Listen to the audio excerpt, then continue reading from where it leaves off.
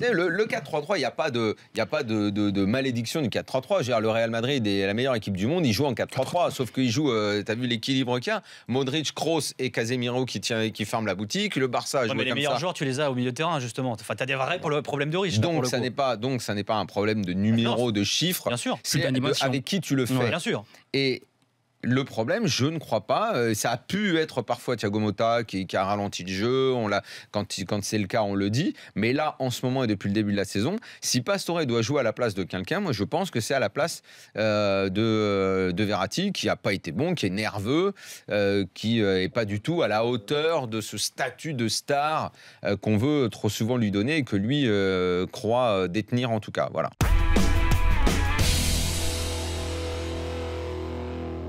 Si tu comptes les blessures, ou les moments où il est blessé, les moments où il revient, où il n'est pas en forme, un match extraordinaire, où c'est Marcolino, la folie, on l'adore, machin, les petites babales, toc, tac, tac. Match aller contre le Barça, il est fantastique, 60e, il a des crampes tellement il est stressé, il a du mal à gérer le machin. Au retour, bon, il sombre comme tout le monde.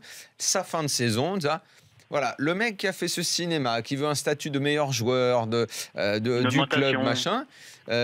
Bon, moi je trouve qu'il a encore beaucoup à montrer pour nous faire oublier les défauts. Moi je trouve. Et Dieu sait que je l'ai défendu et dit à quel point j'appréciais parce que footballistiquement, mais bon, il est toujours pas titulaire en équipe nationale. Au PSG, il est très intermittent. Pour moi, il a un 25% du temps bon. Pas plus au PSG. Ouais, mais c'est quand même étonnant parce qu'on parle d'un joueur qui, en termes de qualité, comme tu le dis, sur sa valeur sûre, on sait que c'est un excellent joueur qui peut bonifier cette équipe.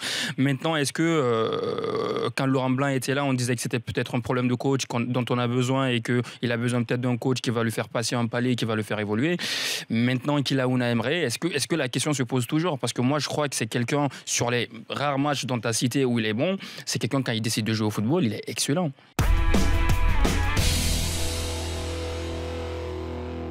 Il y a 3 ans, ok, il n'y avait pas Neymar pour faire le côté festival de dribble, mais tu avais Ibra qui écrasait tout et qui lui aussi faisait beaucoup de spectacles. Et donc, à chaque fois, le révélateur, c'était hop là, on fait un bond et on attend février. Et bien là, ça va être pareil. Sauf que là, bon, ok, ce soir, c'est feu d'artifice, c'est fantastique, il ne faut pas faire la fine bouche. Ce que fait Neymar, sur la fin de match, c'est incroyable. Pendant une demi-heure, pratiquement, moi, je trouvais qu'il en faisait trop. Sur ses prises de balles, au lieu de la donner, il gardait. Et à un moment... Tu pouvais prendre le large pour te mettre à l'abri et éviter une difficulté si tu avais un coup dur. Et le coup dur, en plus, il est arrivé. Bon, bref, il n'empêche qu'il a quand même retourné le match. Très bien.